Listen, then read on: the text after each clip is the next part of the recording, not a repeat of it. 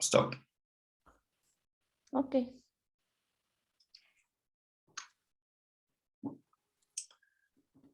Ok. Bueno, primero que todo quiero agradecerles a todos por el tiempito, en especial aquí a David que se está conectando desde el otro lado del mundo, desde Europa. Muchas gracias por estar aquí siempre apoyándonos a todo el ecosistema emprendedor y bueno, sobre todo con esto que va a ser un Fireside Chat.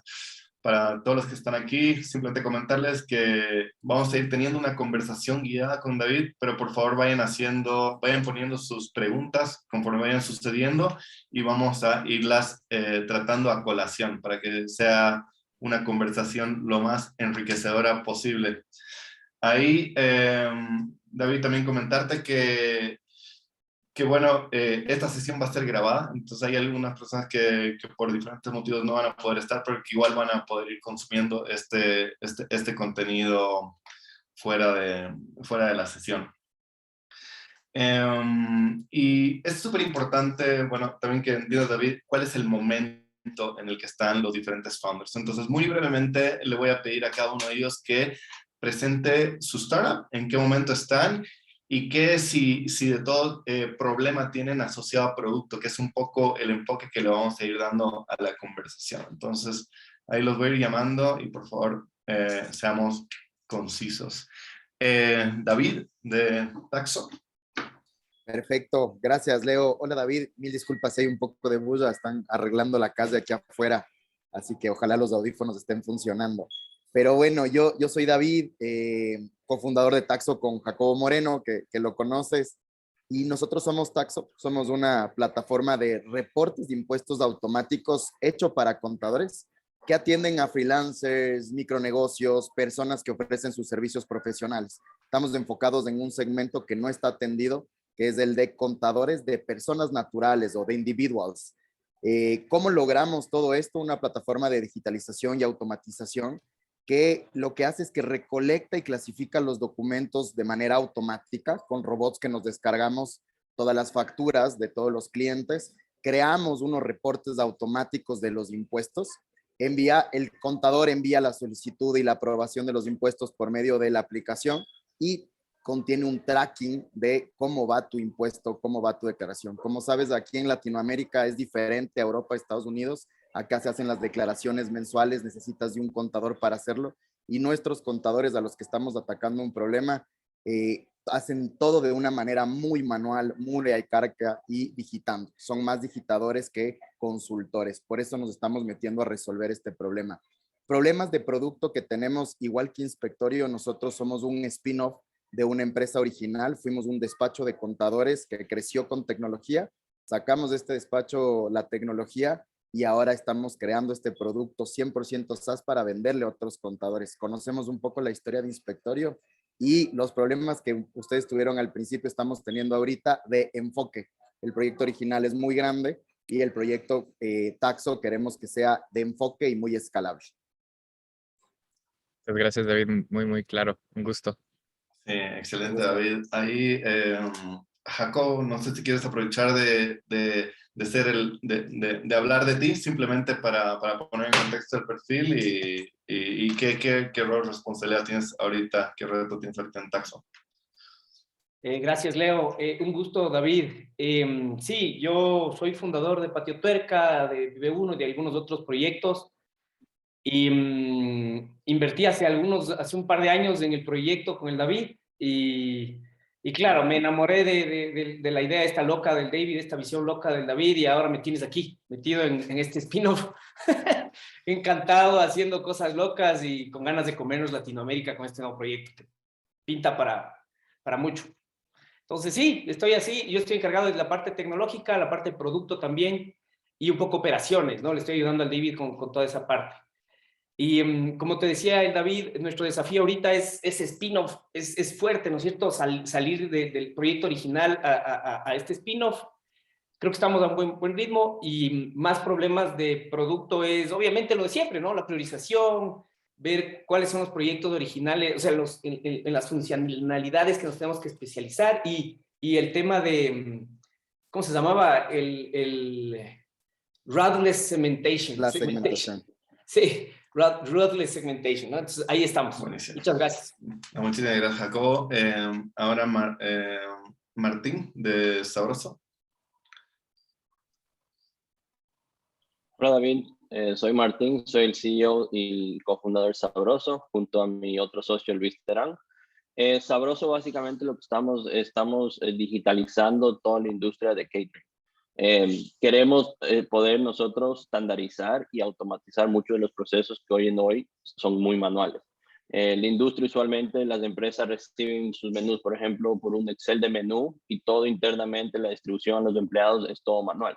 Entonces eso lo vimos pues, con cientos de empresas, dijimos, ok, podemos estandarizar, digitalizar y cambiar todos esos procesos para que todo empiece a fluir mucho más rápido. Obviamente nuestra industria es muy amplia, estamos empezando por esta digitalización simple del menú, pero si nos vamos del lado del catering, podemos meternos en logística, en pagos, entonces es muy grande y nuestro enfoque ahorita, digamos, sería, ok, ayudemos a las empresas, que este es el dolor que ellos tienen actualmente con el proveedor, ¿cierto? Del catering. Entonces nosotros, uno de los problemas que tenemos es que, digamos, hay lugares que nos dicen, ok, su producto no sirve esto, pero digamos, yo tengo 600 obreros que son en fábrica, ¿cierto? Ellos no tienen acceso a tecnología, ¿qué solución me van a dar? Entonces estamos dando la vuelta para ver si implementamos WhatsApp, que digamos que es la tecnología estándar, que diríamos 99% de las personas sí tienen acceso a eso. Carísimo. Buenísimo. Muchísimas gracias, Martín. Luis, no sé si quieres presentarte brevemente antes de que pasemos al próximo startup. Sí, ¿qué tal? ¿Cómo vas? Sí, yo soy Luis, el otro fundador de Sabroso, y para dar un poquito más de detalle de cosas de producto que estamos ahorita haciendo, pues estamos encontrando design partners para mejorar la plataforma de chefs que tenemos de los proveedores. Estamos haciendo el rediseño de la plataforma de cliente y queremos optimizar el onboarding también de los nuevos clientes. Carísimo. Súper, muchísimas gracias. Y Estefanía, de pronto. Hola David, muchísimo gusto. Hola. Estefanía, CEO de Pronto. Pronto es una plataforma SaaS B2B especializada para cobranzas de suscripciones. ¿Qué permite hacer la plataforma? Permite poder gestionar y segmentar a tus clientes, poder configurar canales para tu audiencia, enviar recordatorios de pago y demás. ¿Cómo nace esta solución? Vemos que las empresas, sobre todo las pequeñas y medianas, tienen una cartera acumulada, no son especialistas en cobranzas y tampoco especialistas en colocar tecnología para cobrar de manera masiva y automática. Entonces, ofrecemos la plataforma para que lo puedan hacer de manera automática y ayudamos a subir esa liquidez de las empresas. Acerca de mi background, vengo de Contífico, he desarrollado todos los productos del portafolio de Contífico para Ecuador y en estos 2 últimos años ya me he especializado en operaciones masivas, tomando la unidad de negocio principal de Sigo y masificando todos los productos para Colombia y Ecuador. Entonces, ver de cerca esa necesidad de los empresarios me ha hecho apostar por este producto. Lo lanzamos en este mes. Ya tenemos un cliente pago. La empresa la empezamos en enero. Entonces estamos aquí corriendo para completar todo el producto. ¿Cuál es el desafío al próximo al que me voy a enfrentar? Es que lo primero es concentrarme en sacar un producto funcional de tal manera que ya pueda ser usado. Sin embargo, hay otro usuario ahí para el cual todavía no he desarrollado, que es mi buyer persona, que generalmente es el que verá más reportería, el que tal vez le gustaría recibir un email a su teléfono diciendo, mira, así va toda la cartera. Entonces, ahí hay una oportunidad también para poder cerrar el ciclo de qué le ofrezco al que me compre el sistema, que no necesariamente es el que lo usa todos los días. Entonces, cualquier consejo en base a eso, chéverísimo. Increíble. Muchísimas gracias, Estefanía.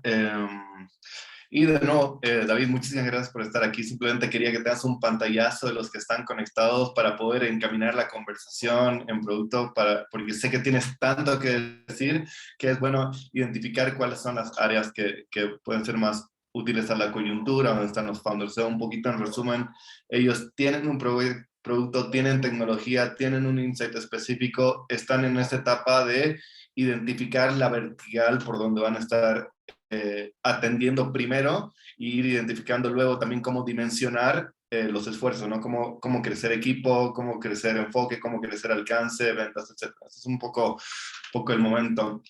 Pero ahora me gustaría, bueno, oficialmente darte la bienvenida a ti, David Klein. Sabemos, bueno, en tu rol actual eres presidente y cofundador de Inspectorio, una startup fundada por ecuatorianos que tiene operaciones globales y desde el inicio una visión global que resuelve los problemas de supply chain,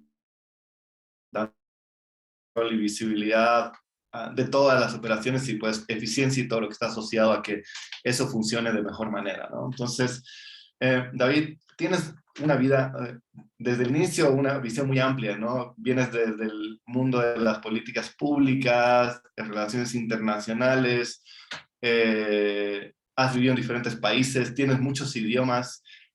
¿Qué de todo eso sientes que fue útil para ti para iniciar Inspectorio, tal vez un poquito antes, hacia BM, simplemente para entender cómo esa amalgama termina construyéndose en lo que es un pilar clave del crecimiento de Inspectorio, ¿no? Bueno, primero que nada, muchísimas gracias por la invitación. Es un enorme, enorme, enorme placer y de verdad, mucho, mucho gusto conocerles a todos ustedes y felicitaciones por la trayectoria actual y todo lo que se viene. De verdad, muy, muy, muy emocionado y gracias obviamente al equipo de Buen Trip por la invitación. Mira, creo que hay muchas cosas, específicamente alrededor de lo que es producto. em, Siempre estamos lidiando con una cierta incertidumbre y con mucha complejidad en las tomas de decisiones relacionadas a priorización en particular y a condiciones que están todo el tiempo cambiando. Y el haber trabajado, digamos, en las Naciones Unidas, en situaciones donde literalmente hay una catástrofe, em, son situaciones que están todo el tiempo cambiando. Y no puede uno pretender llegar a querer solucionar, y en particular a nivel de política pública, con la información y conocimiento que uno tiene desde afuera.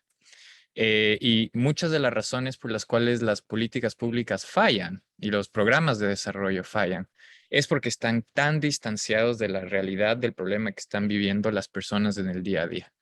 Y a nivel de producto es exactamente lo mismo. Las empresas en las cuales desarrollan producto con hipótesis que no están bien fundamentadas, sin generar una verdadera empatía con el usuario final y entender el problema a raíz, em, nunca van a llegar a funcionar, ¿no? El negocio SaaS, a la final, uno tiene que poder generar valor en el día a día. Son suscripciones que se van renovando. Y eso, la única manera que vas a poder entender verdaderamente cuál es ese problema es estando ahí muy de cerca con los usuarios. Entonces yo creo que eso, digamos, ha sido lo que más se relaciona, ¿no? En toda esta parte de ser ágil, ¿no? El Agile Methodology, que te permite poder ir planificando con contextos cambiantes. En el mundo del desarrollo es lo mismo, y el estar obsesionado en entender los problemas que están viviendo los usuarios y construir desde ahí. Em, Eso principalmente.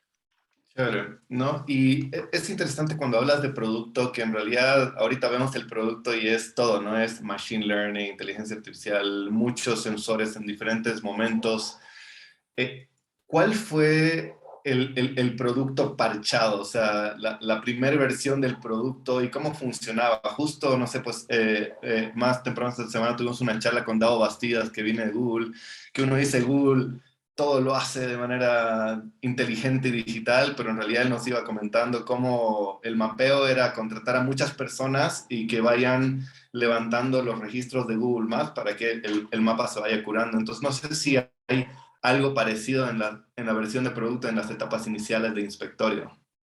Sí, bueno, hay muchas historias, pero primero creo que la importancia que fue, lo importante que fue para nosotros em, el de haber estado en Techstars y que en Techstars nos hayan ayudado a entender que la visión tiene que ir más allá de puramente la digitalización. Y mucho de lo que escuché en las presentaciones aquí es, hay trabajo que es súper manual y queremos digitalizarlo. Y si vemos nosotros, digamos, una trayectoria en lo que es la digitalización dentro de procesos ya existentes, tienes dos maneras de verlo. Uno es la digitalización como un fin en sí o la digitalización como un medio para algo más. Y Inspectorio nació con una cierta idea de ser una digitalización como el fin. Es decir, hay actividades que se hacen de manera muy manual. Tenemos que crear una aplicación para poder capturar esa información, convertirla en un reporte y una cierta analítica. Y listo, ¿no? Y no pudimos darnos cuenta, sino luego gracias digamos, a muy buenos mentores, en decir, bueno, eso es algo que el día de mañana muchos van a poder hacer, ¿no? El tener un sistema que simplemente digitaliza, vas a competir con cientos de miles de otros que hacen exactamente eso. Lo importante está en cuál es el valor agregado que tú generas con la información que tienes. Entonces, creo que es interesante que en la industria donde cada uno de ustedes está, el entender qué tipo de valor adicional uno puede ir generando con la data que se está capturando, ¿no? A nivel de automatizaciones, a nivel de predicciones. Entonces ahí, ¿a qué va? Que ya una vez que tienes esa trayectoria bien marcada, ¿no? Digitalizas, es la base. Tienes que digitalizar para después automatizar. Tienes que automatizar para después, junto con la data que tienes, generar información que sea accionable, que puedas, sabes, no simplemente decir esto es lo que está pasando, sino poder volverse como que la historia cuente que la data cuente una historia, ¿no? Que llegue a tomar una acción. Y de ahí, eventualmente, en nuestro caso, el poder utilizar inteligencia artificial para poder generar predicciones. Ahora, en su principio eso nos abrió un montón la mente, pero dijimos, para llegar a eso, para poder generar un modelo de predicción, tienes que tener un montón de data. Para que esa data pueda, o sea, para que un modelo de predicción pueda ser accionable, o sea, que puedas, digamos, que el resultado de la recomendación pueda llevar a una acción, tienes que tener suficientes automatizaciones en el sistema mismo para poder llegar a hacer eso. Y para tú poder llegar a hacer eso, tienes que hacer que todas las actividades estén digitalizadas. Entonces ya, si lo ves digamos, de adelante hacia atrás, que es muy importante eso, dices, ok, nuestro objetivo ahora es digitalizar las operaciones y generar data. Y no puedes hacer todo, porque hay un montón de operaciones. Entonces es importante poder decir, ok, ¿cuáles son esas operaciones más críticas donde hay más dolor en el día a día? Idealmente,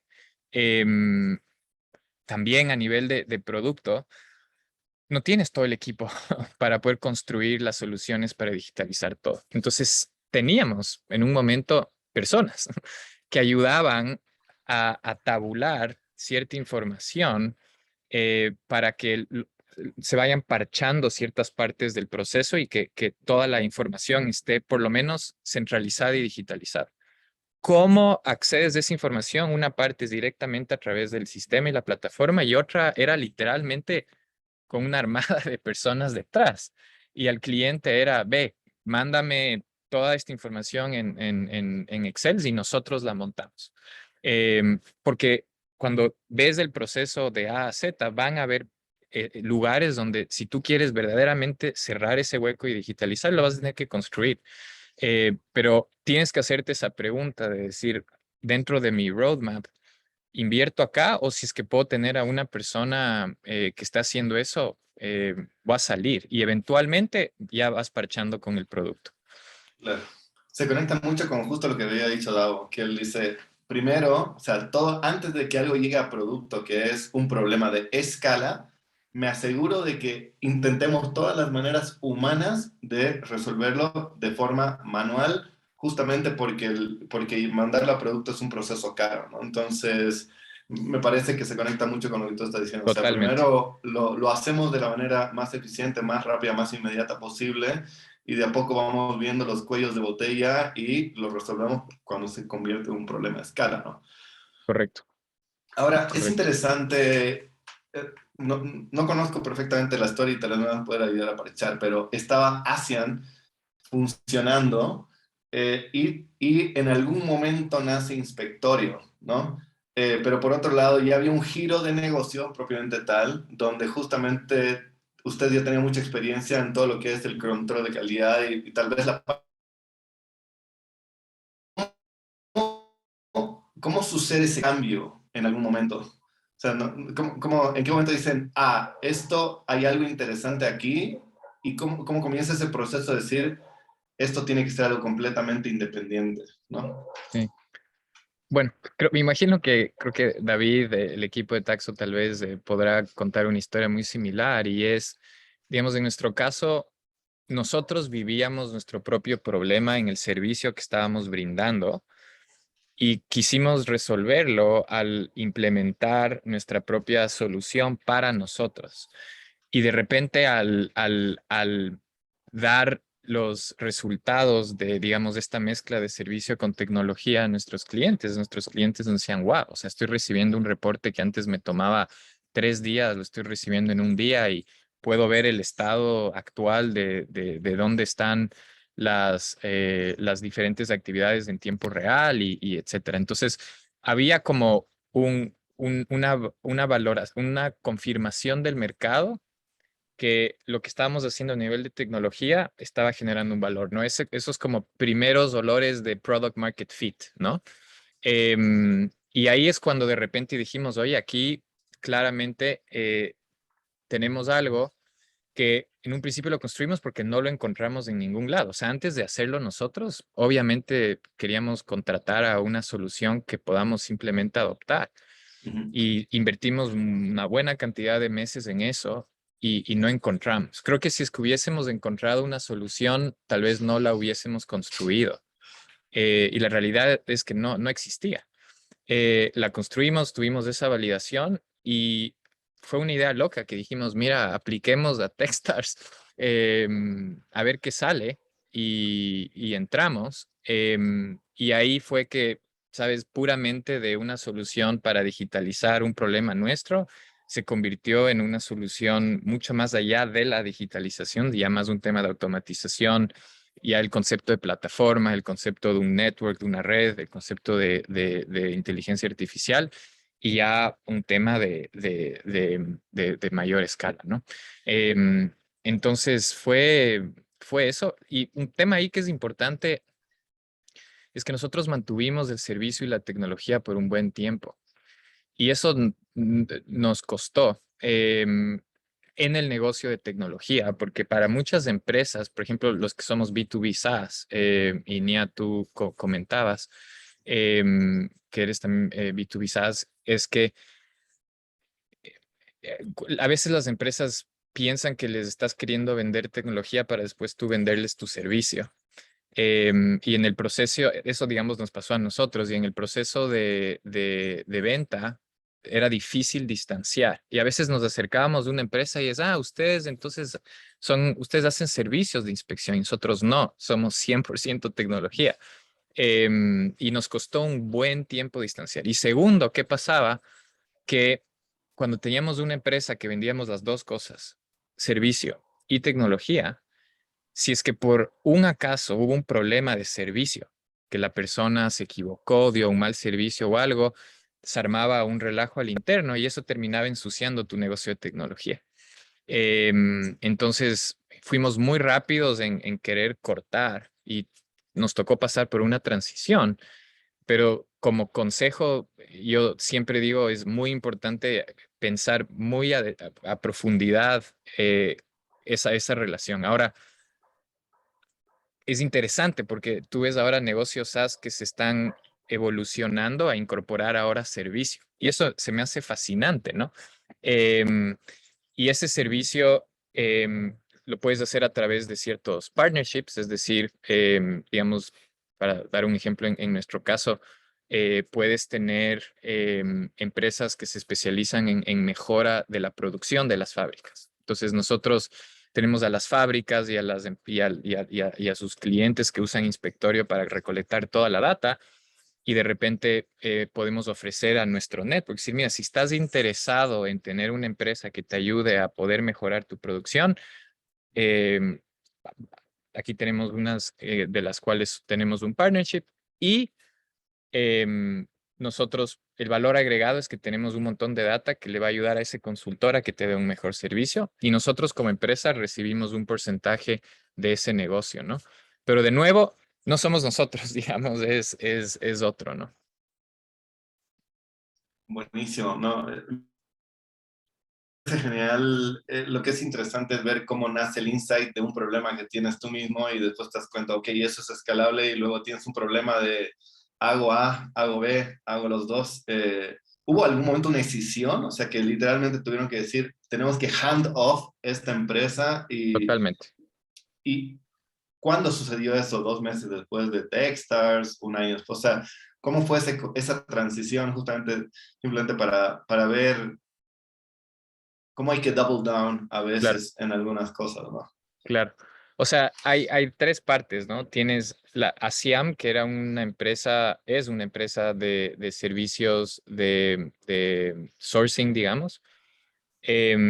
Y eso fue más un tema de capacidad mental, de no poder manejar dos negocios al mismo tiempo. No hubo ninguna canibalización en ese sentido, sino ASIAM es un proveedor y es un boutique sourcing office, y empresas que quieren buscar producir en Asia, ASIAM les da ese soporte. Y más bien hoy en día ASIAM es un cliente de Inspectorio, porque nos contrata nuestra tecnología para hacer eso. Y ahí la división más fue digamos, de mis cofundadores. Yo no estaba metida en esa operación. Por ejemplo, mi socio Carlos y Luis y Fernando fue como, no tengo la cabeza, o sea, Inspectorio consume tanto que no tengo la cabeza, y fue más bien el poder montar una operación independiente. De ahí tienes lo que es la parte de servicios de Inspectorio, que es servicios de inspección.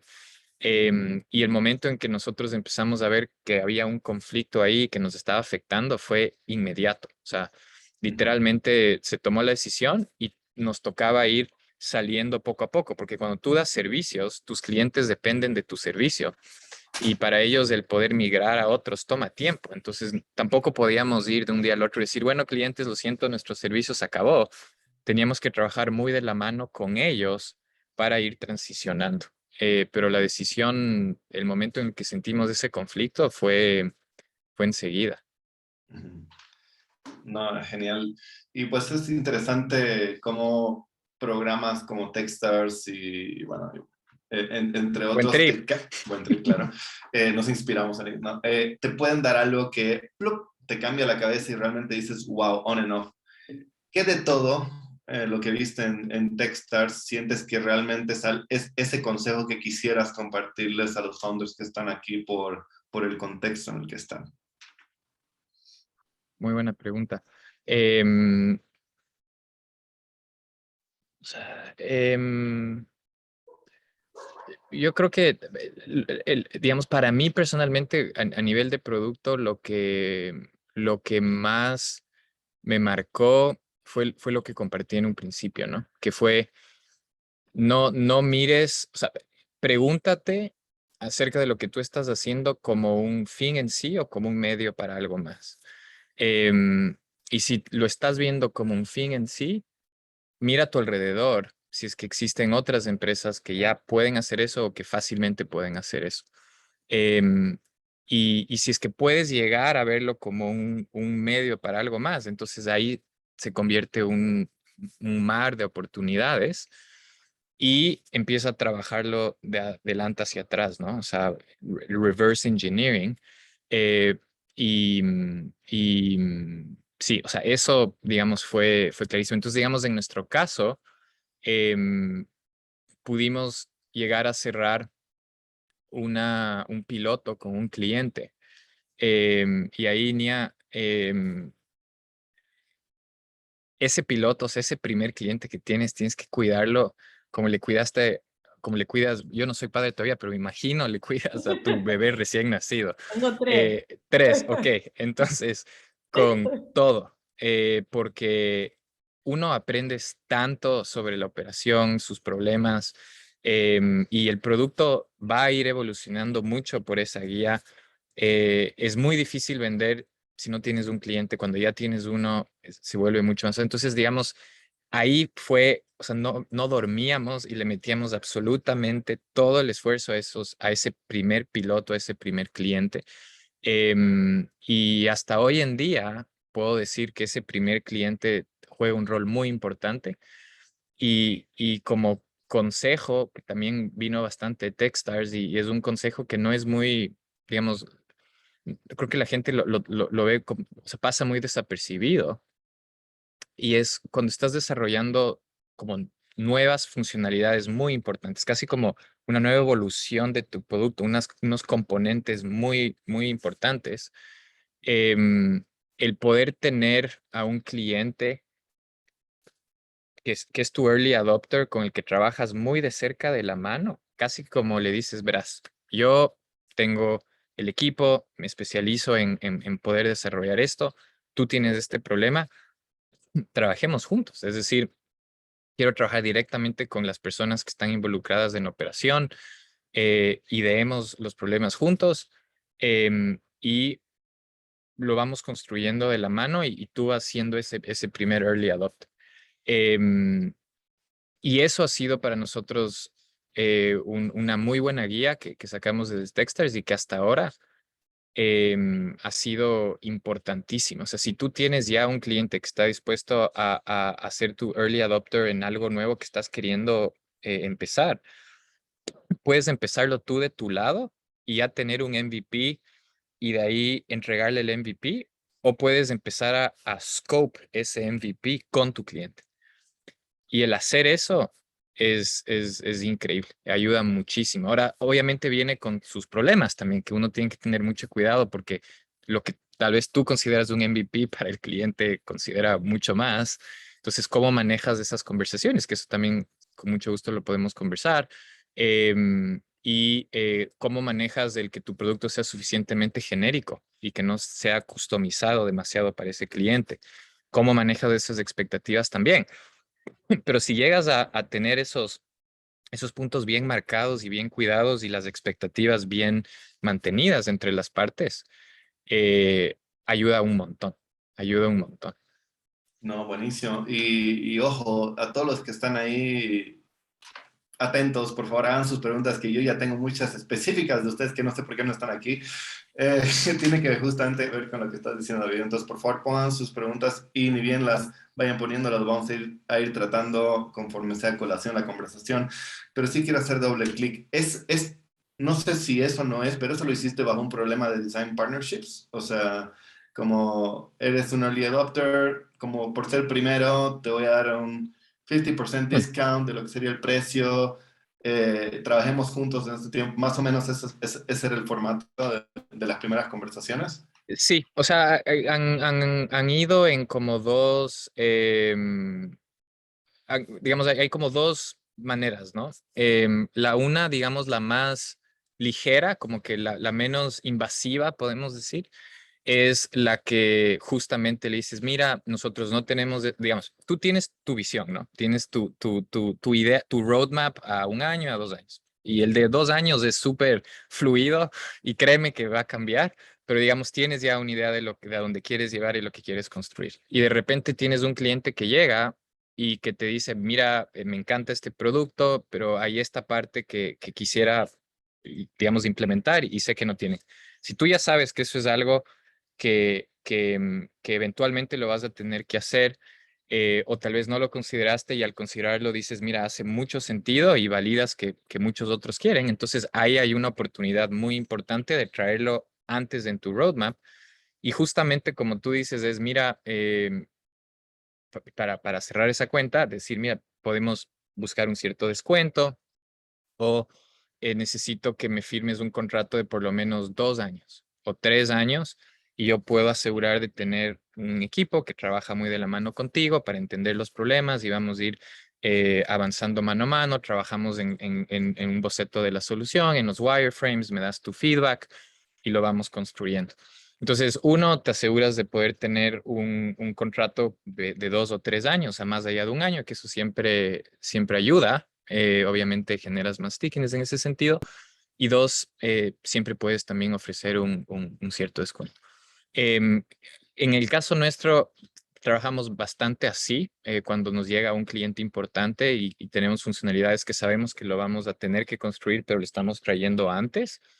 Pero en el principio fue, digamos, un poco más invasivo en el buen sentido de la palabra, es decir, que trabajábamos mucho más de la mano, donde hicimos un contrato con, en este caso, Target, que era nuestra empresa con la que hicimos el piloto, donde ellos muy de frente nos dijeron, miren, nosotros queremos ser líderes en el mercado, en lo que es digitalizar las operaciones del supply chain, nos encanta cómo trabajan ustedes, su ADN, queremos partner con ustedes. Y esta es nuestra visión, cuéntenme su visión, contamos nuestra visión, hubo como un alineamiento de visiones y para poder trabajar de la mano, nosotros asentamos un contrato en el cual nosotros asignábamos una cierta capacidad de nuestro roadmap, de nuestra capacidad de construir producto para Target. Entonces eso significa que Target cada trimestre siempre iba a tener funcionalidades que iban a ser trabajadas para ellos. Pero con un contrato súper bien blindado, con los mejores abogados, donde habían ciertos limitantes muy importantes. Uno, que todo lo que Inspectorio construye tiene que ser genérico para la industria. Y en las conversaciones con los equipos más técnicos, donde íbamos pensando en cómo ir solucionando sus problemas, en nuestro modo de trabajo, era clarísimo. En todas las conversaciones lo decíamos desde un principio, siempre. O sea, tiene que ser algo que sea genérico para la industria. No somos una empresa de software terciarizada donde te construimos lo que quieras. Y segundo, tiene que estar alineado con nuestra visión. Y nos asegurábamos que eso era algo que todos entendían muy bien en un principio.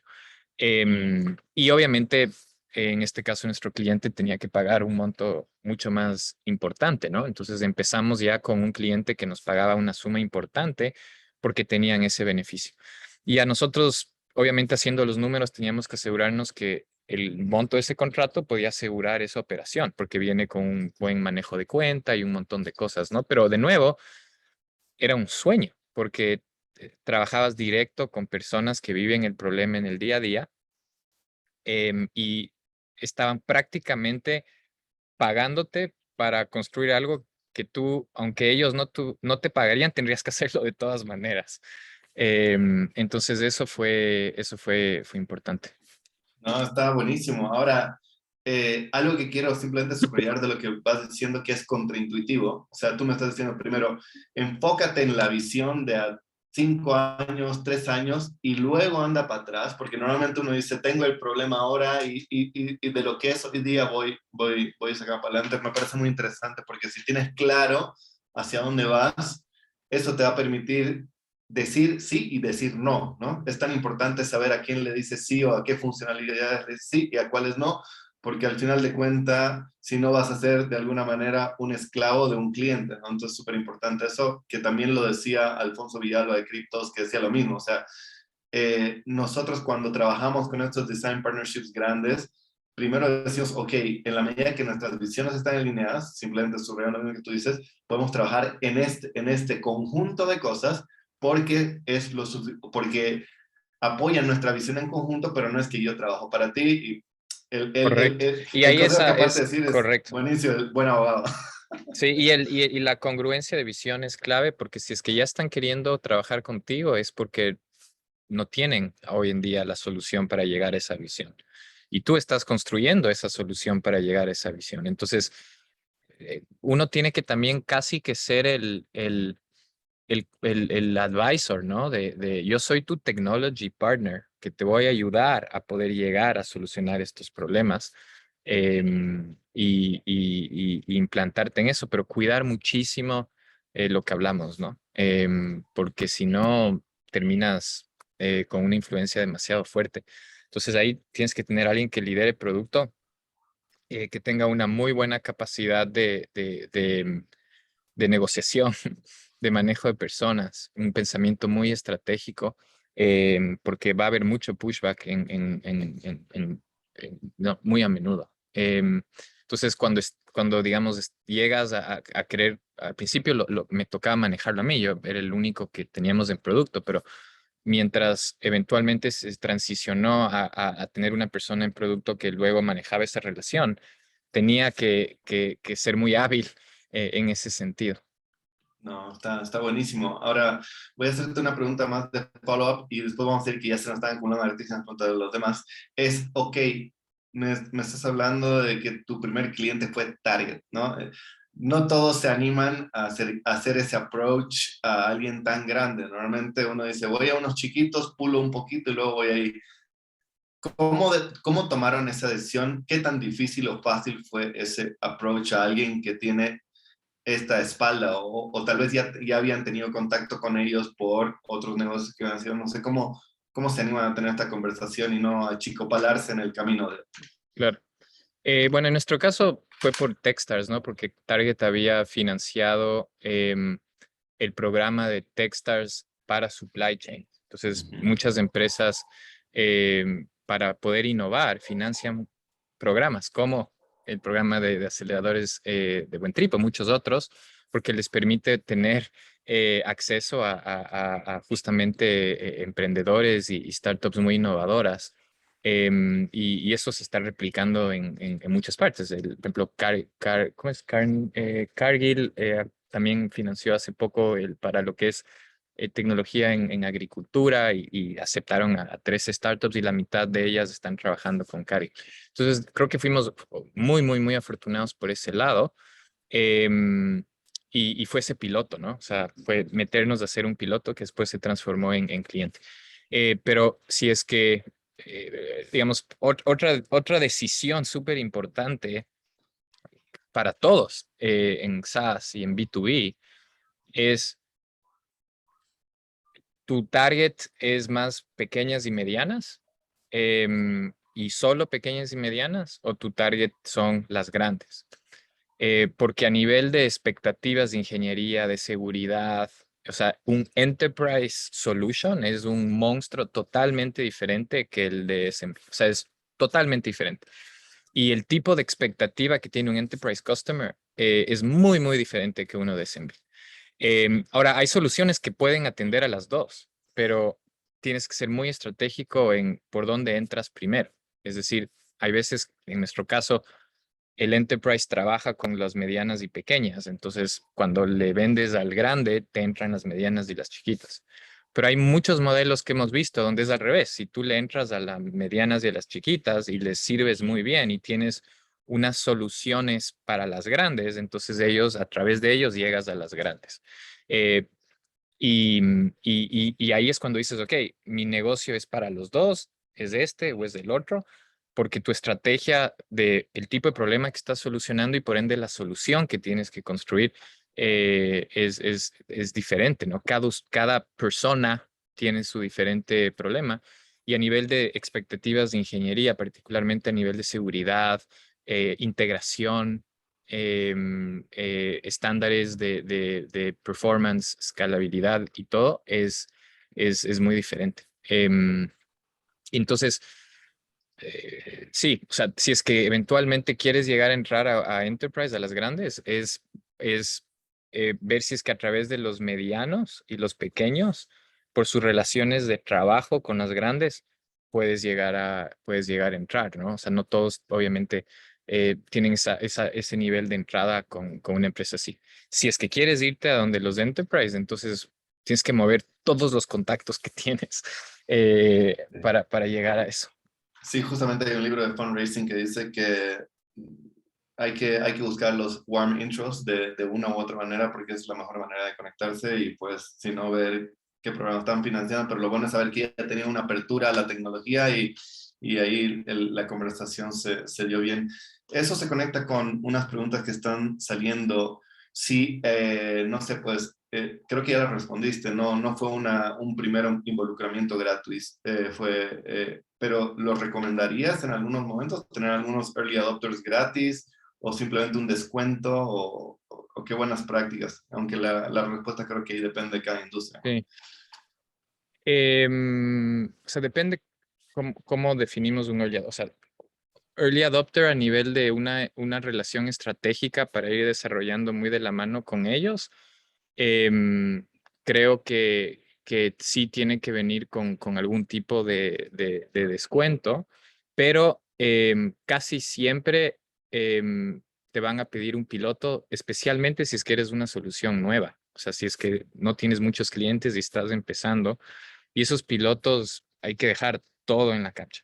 Entonces, digamos, esa parte de dar gratis, de sí, puedes dar gratis por un periodo mientras hacen un piloto, y tratar de tener claro cómo eso luego va a llegar a cuantificarse. Es decir, si tú ves que es un negocio que luego se puede convertir en un negocio grande, ahí vale la pena, porque también cuando eres pequeño, un piloto te puede consumir un montón de recursos y un montón de tiempo. Y el tiempo y los recursos son críticos cuando estás empezando. Entonces, si es que ya vas a decir, mira, no voy a cobrar nada, hagamos este piloto, tiene que ser por un tiempo muy limitado, tienes que tener las métricas de éxito muy bien marcadas, cuál es el scope que vas a permitir, es decir, no vamos a lanzar a todos los países y a todas las operaciones, sino cuáles van a ser las limitantes para este piloto.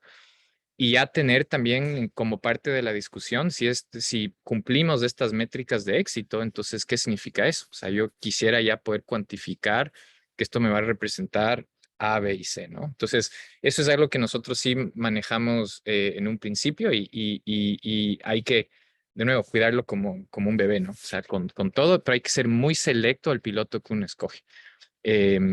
Y marcar muy bien esas condiciones o sea, sí, de las limitantes de ese piloto.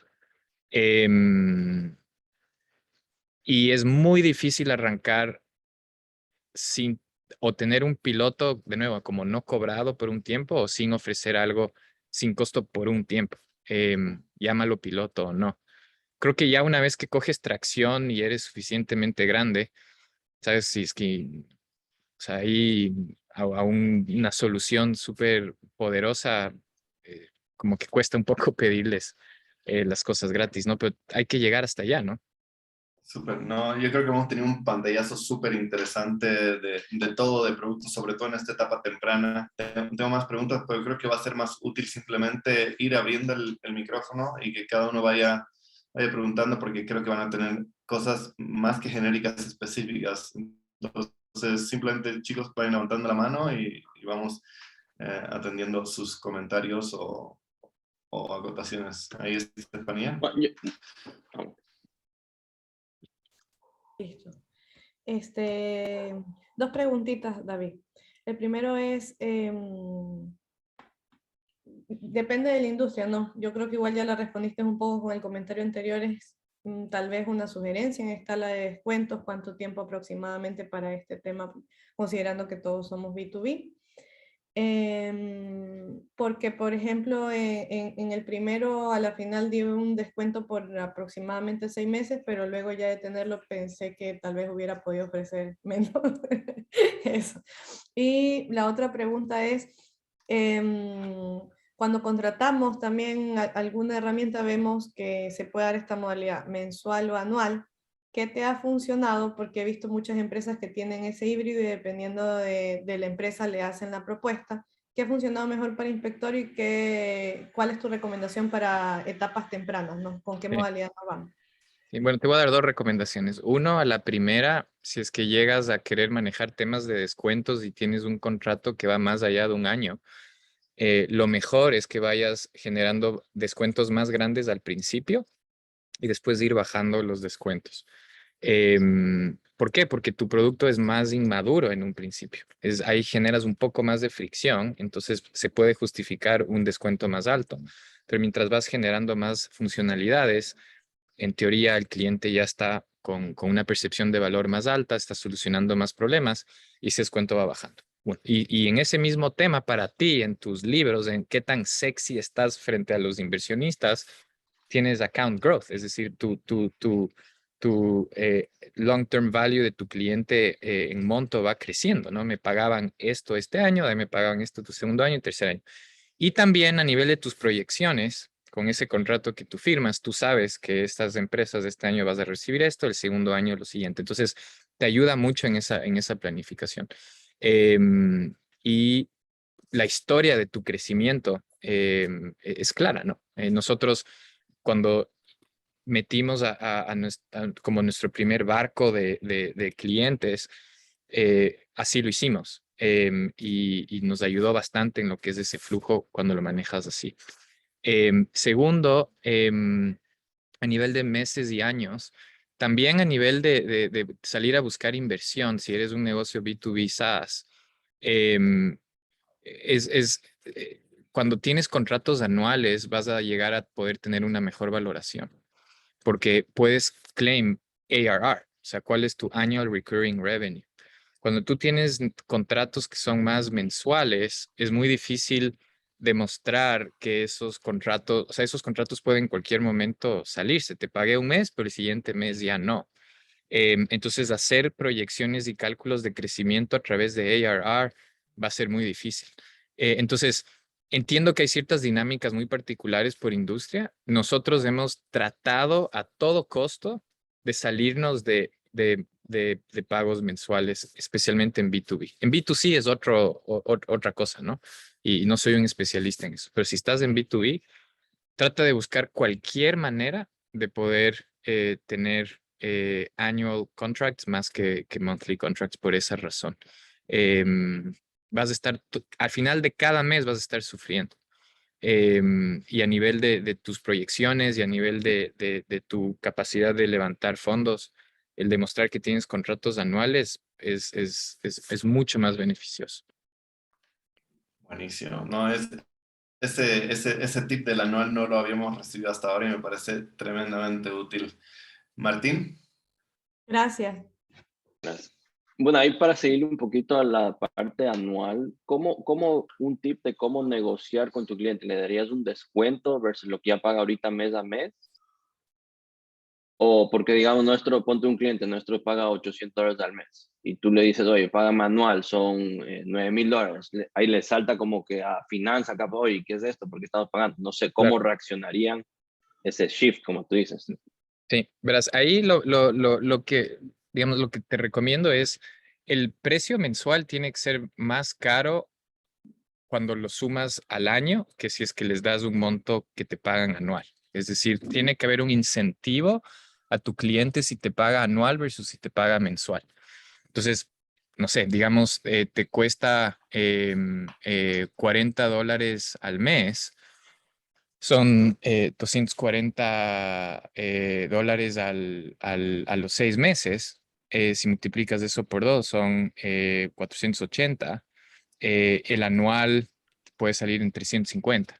Entonces, em, idealmente tú tienes que llegar a que si el cliente te paga mensualmente, cuando llega a usar sus pagos mensuales al mes 6, te tiene que salir casi lo mismo a nivel de monto de lo que te sale el anual. Es decir, si es que él quiere usar tu solución por 7 meses, le va a salir más barato coger un contrato anual que ir pagándote mensualmente. Entonces, montas una tabla en la cual le dices, sí, usted, si quiere, puede pagarme mensualmente, pero si usted suma los meses y me termina usando mi solución por un año, le va a salir mucho más caro. Y le va a salir casi lo mismo que si me usa 6 meses mensuales o que si me paga un año, ¿no?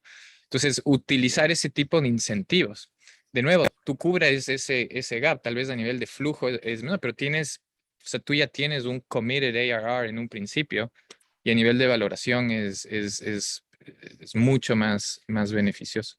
Y en ese entonces, porque digamos, nuestro cliente ya lleva mucho tiempo con nosotros y sabemos que no se va a ir porque está tan enganchado. ¿Tú harías ese shift sabiendo que vas a perder, ponte $2,000 al año? Sí. O sea, si tú tienes un cliente que ya tú me dices, o sea, ya lo dijiste, no se me va a ir porque le tenemos ya súper enganchado y sabes que te va a renovar el siguiente año. Entonces, pásale a un contrato anual, dale un cierto descuento y puedes ir hasta, puedes hasta firmar un contrato a 2 años o a 3 años.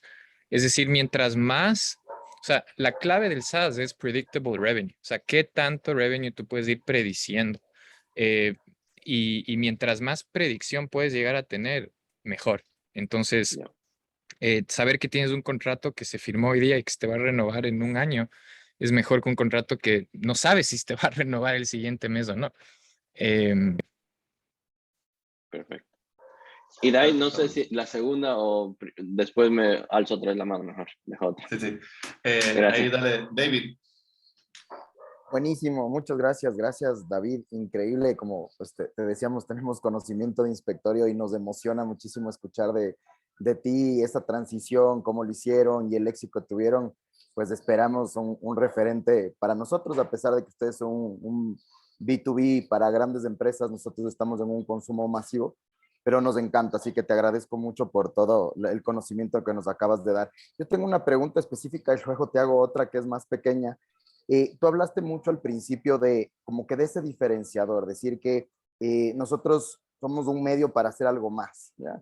Y ahorita lo que estamos haciendo de automatizar, digitalizar, alguien más lo puede hacer, otros sistemas lo pueden hacer, ¿no? Nosotros lo estamos haciendo esto para conseguir un volumen de clientes y hacer ese algo más.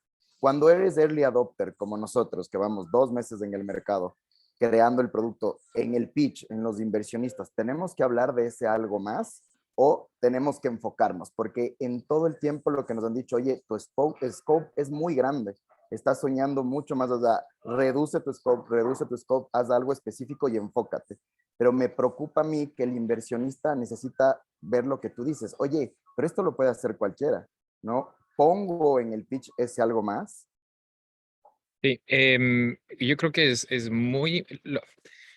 Lo que le marea a un inversionista es cuando no hay cuando no hay una hoja de ruta clara de cómo vas a llegar allá y que se convierte más un tema de sí, es un sueño, quisiéramos llegar allá, pero en el hoy te das cuenta que la persona está súper perdida. Entonces, si es que tú puedes llegar a generar confianza, decir, mira, este es el problema que estamos solucionando, así es como nosotros lo estamos solucionando. Esto nos va a permitir generar A, B y C información que cuando lo aplicas de esta manera y de esta manera, este es el valor que esto puede llegar a generar.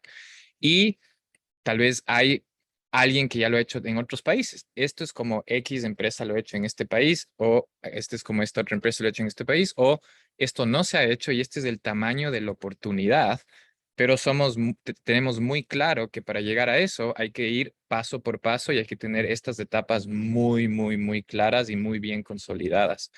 Y ir mostrando eso, ¿no? Ahorita este es nuestro enfoque y aquí es donde queremos double down, porque sin esto no llegamos a esto. Y sin esto no llegamos a esto. Lo que pasa es cuando del hoy al después es un cuadro blanco. Genial, muchas gracias. Sí. Sí, creo simplemente para poner en contexto, hay dos conceptos que se están manejando por un lado, ¿no? Primero es tener una visión clara de qué vas a lograr el futuro, y por otro lado es saber que hoy día tienes que hacer una cosa muy, muy bien para ir pasando de a poco los early adopters y más grande y más grande y más grande. Entonces, el contexto es que a muchas personas les dijeron ruthless segmentation. Eso no significa don't think big, significa que hoy día tienes que hacer algo muy, muy bien para que todas las personas que tú usen digan, oh my God, un poco más, y que te recomienden a todas las personas idealmente. Eso no significa que esto no sea un componente de una fibra más grande, pero lo que dice David, y me corriges, es como que el problema es cuando no hay una ruta para llegar a la cosa grande y quiero hacer todo hoy y hoy hago todo y a la vez nada. Entonces eso es un poco las dos áreas de los espectros, ¿no? No sé Sí, sí, sí. si... Y el poder describir cómo en tu mente sientes que vas a poder llegar a eso. y nos ha pasado que tienes empresas que tienen una visión increíble, que ya están trabajando en un segmento, hablando de ruthless segmentation, y te dicen, sí, nosotros en 2 años queremos estar en todas estas diferentes industrias y queremos cubrir, que es, digamos, de crecimiento horizontal, y queremos cubrir todos estos diferentes problemas a nivel vertical. No puedes. O sea, si haces las cosas súper profundo, tienes que hacerlo en una de esas verticales. Y si quieres cubrir a horizontal, vas a poder solo ir a un cierto nivel de profundidad. Entonces, de mi lado, yo siempre prefiero, digamos, en nuestro caso, es ir profundo, demostrar que en esta vertical hemos podido resolverlo y de ahí poco a poco ir creciendo de manera horizontal, demostrando que aquí en esta vertical hemos generado valor, ¿no? Entonces, al poder comunicar eso, que no está siendo naive, ingenuo, sino que lo tienes bien claro y que hay que ir poco a poco, y al inversionista se queda mucho más tranquilo, ¿no? En ese sentido, que hay una lógica detrás del pensamiento y una estrategia, una estrategia. Genial, me queda Espectacular. clarísimo. Muchas gracias. Buenísimo. Ahí, Luis. ¿Qué tal, David? ¿Cómo vas? Mi pregunta va más con respecto a este trato en el que hacen las alianzas con los clientes. En el caso de Inspectorio, por ejemplo, con Target.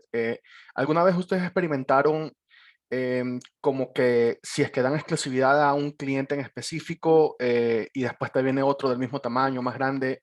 ¿Cómo lidiabas con eso? Porque, por ejemplo, en nuestro caso, que es de industria de alimentos, es una industria bien competitiva, y si llegamos a hacer una exclusividad con un catering, por ejemplo, o uno súper grande y tiene la otra competencia y también quiere comenzar a usarnos y todo, pero tú ya diste como que exclusividad con este de acá y te comprometiste 1 año y todo, ¿cómo lidiabas tú con eso? Sí, muy buena pregunta. Y si tú, como de nuevo hablando de si eres más para pequeñas y medianas o si tienes al segmento más grande, O em, sea, disculpa que te interrumpa. O sea, nosotros obviamente nuestro roadmap va más como que apuntar a caterings sin importar el tamaño, pero que tengan clientes pequeños primero y después iríamos a enterprise, ¿no? Pero ya, desde el lado de catering no importa el tamaño, en verdad. ok, pero digamos que quieres empezar más con los medianos que trabajan con los pequeños Con y empresas después medianas. Ujú. con empresas medianas. em, el tener exclusividad, si es que es un catering que tiene un reach gigante, o sea, Ujú. tiene una red, pero así absurda, y donde te puede tomar 1 año, 2 años en simplemente poder llegar a cubrir toda esa red con todas las funcionalidades, puede llegar a hacer sentido. Pero en nuestro caso, se nos presentó el querer tener exclusividad con Target. Y nosotros sabíamos que si cerrábamos, o sea, si firmábamos esa exclusividad, no podíamos firmar Walmart, no podíamos Ujú. firmar Inditex y todo esto, y se acabó el negocio. Entonces, eh, quisimos optar por no. Yo, de mi lado, creo que si es que tú ves que hay una oportunidad muy grande de crecimiento y esa exclusividad te la va a cerrar, como creo que es lo que tú estás pensando, yo optaría que no, y más bien buscaría un acuerdo, que es lo que nosotros hicimos con Target, de decir, miren, ustedes quieren exclusividad porque sienten que esto va a ser un valor diferencial importante. ¿Cuál es su visión? ¿A dónde quieren llegar y cómo les podemos ayudar? Y si es que hay una visión muy clara de que a esta empresa le convierte en tener un valor competitivo y diferenciador hacia el resto, puedes llegar a tener una suerte de acuerdo muy similar al que tuvimos nosotros con Target, donde es, ok, me tienes que pagar más, pero yo me aseguro de que te voy a poder ayudar en que tú seas uno de los como primeros en tener X tipo de funcionalidades. Voy a Ujú. trabajar muy de la mano con tu equipo para que las soluciones que nosotros construyamos se vayan ajustando a la realidad que tú tienes, obviamente con ciertos principios de que tiene que ser genérico y todo. Entonces, casi que dejarles saber que siempre va a él tener o ella tener un tratamiento especial, siempre va a estar con las soluciones más innovadoras, va a poder influenciar hasta un cierto punto tu roadmap, pero sin tener que dar Ujú. exclusividad. Em, ¿Y has considerado tal vez exclusividades temporales? Te digo sí, como que de 1 año o menos, porque te digo que, a ver, este catering con el que estamos tratando tiene como 50 clientes. Entonces, es como que sería, no sí. sé. O sea, Sí, si es que tú ves a nivel de producto que para poder atender a todos estos 50 clientes, o sea, te va a tomar un año de construir, construir. Ya tienes un cliente que está dispuesto a pagarte un contrato importante, 100%. ¿Por qué? Porque de nuevo, vas a tener a alguien en el cual tú eso vas a tener que construir de todas maneras. Te va a igual tomar el mismo tiempo. Tienes ya un cliente que está dispuesto a usarlo, tienes usuarios que están dispuestos a usarlo, tienes acceso directo a las personas para asegurarte que lo que construyes está construido con la realidad más cercana a lo que está pasando en el campo. Y cuando se acabe esa exclusividad, imagínate, vas a tener un producto extraordinario que vas a poder luego ofrecer a otros. Entonces, en ese contexto, totalmente. Perfecto, muchas gracias. Buenísimo. Dale, Jacobo. Gracias, Leo. David, te voy a tratar de explicar esta pregunta. Es media, es sobre visión. No sé si voy a lograr hacer entender bien, pero a mí me encanta lo que tú has construido y hablas mucho de visión. Y con el David sentimos que nosotros tenemos como que dos posibles grandes visiones a futuro para la construcción de nuestro producto. El uno yo le siento más hacia el tema de un long tail market, ¿no es cierto? Es un tema de long tail en donde atendemos a pequeñas empresas y a individuals, sobre todo individuals, ¿ya? A través de los contadores. O sea, en realidad nos enfocamos en contadores que atienden a ese mercado, ¿ya? Donde son empresas chiquititas, contrario a lo que yo veo que tú haces, ¿no? Que son big enterprise, ¿ya? Que es en donde nosotros sentimos que hay una gran oportunidad hoy por hoy. Hacia allá la visión va hacia construir inteligencia artificial, hacer todo automático, pero de forma muy masiva y volvernos casi, con el David hemos soñado hasta la idea de algún día transformarnos en una especie de fintech que va más allá incluso, ¿no? De ofrecer créditos y cosas a través de esta mega red de contadores que utilizarían esto. Pero nos enfocaríamos en un long tail puro. La otra posibilidad que tenemos es expandirnos hacia atender a justo lo que tú dijiste, Big Enterprise y otro tipo de empresas, donde sentimos que podemos topar competencia donde ya hay full ERPs y software contables. O sea, que también es un camino posible, pero creo que por ahí hay soluciones más establecidas en el mercado, ¿no? La pregunta que yo te quiero hacer, poniéndote esto en contexto, es, ¿qué crees tú o qué visión escogerías tú si estuvieras en nuestros zapatos? ¿El Big Long Tail Vision, ¿no es cierto?, en donde conquistamos el mundo a través de los chiquitos, o ya no solamente atender a chiquitos, sino también a grandes. ¿Cómo le ves tú? ¿Dónde hay más oportunidades de disrupción? Es decir, ¿dónde hay más, dónde hay menos solución al problema? Es decir, no hay una alternativa en esos dos. En el long tail, ¿no? Es decir, es donde hay, sí. Ok, entonces eso es mi primera pregunta. Y segunda pregunta es, cuando tú ves, te imaginas a nivel de producto la solución, ¿tú les ves como soluciones drásticamente diferentes? ¿O es a la final lo mismo, pero con ciertos ajustes más como a nivel de escala? Mientras más le aprendemos, más drásticamente diferente le siento. No te voy a negar. Ajá. Ok. Entonces, si es que mientras más le ves, más diferente es y ves que ya hay una oportunidad mucho más grande en ese long tail, entonces yo me quedaría en ese long tail y generar valor ahí. Y eventualmente, mientras eso va cogiendo tracción y vas creciendo, creo que el poder contar la historia de que hemos, sabes, generado una disrupción tan fuerte en este sector, de esta manera tenemos tanta data, demostrar cómo esa data ha podido generar A y B y C valor, encontrar un momento en el que si es que tú ya tienes un producto que, ¿por qué te pregunté lo del producto? Porque si no es tan diferente, que medio que puede entrar en el negocio de enterprise un poquito ajustado, la camiseta no te queda tan bien, pero está ahí, te va a poder permitir tener un cliente con el que trabajas muy de cerca para hacerles esos ajustes más a enterprise. Entonces, ahí la competencia es mucho más difícil, el costo para ti de poder montar la operación para poder atender, golpear la puerta y que hasta te reciban y te escuchan va a ser muy grande. Cuando aquí de lo que entiendo tienes mucha menos competencia, la gente está mucho más desesperada, tienes ya un producto que está generando valor, conoces muy bien ese sector, entonces yo me enfocaría mucho más ahí. Buenísimo, muchas gracias. Genial. No, la verdad es que ha estado tremendamente interesante ahí. David. Sí, Aquí una estoy. pregunta. Ah, pero es que Perdón, está otro diciendo David. otro David. Sí, sí, sí, adelante. Perdón. Una pregunta quizás un poco lógica, pero de su experiencia en inspectorio, tú contabas que hay que mimarle a este cliente, que este early adopter tú tienes que estar ahí y entenderle y estar de la mano, ¿no? Muy en conjunto. Eso nos pasa ahora.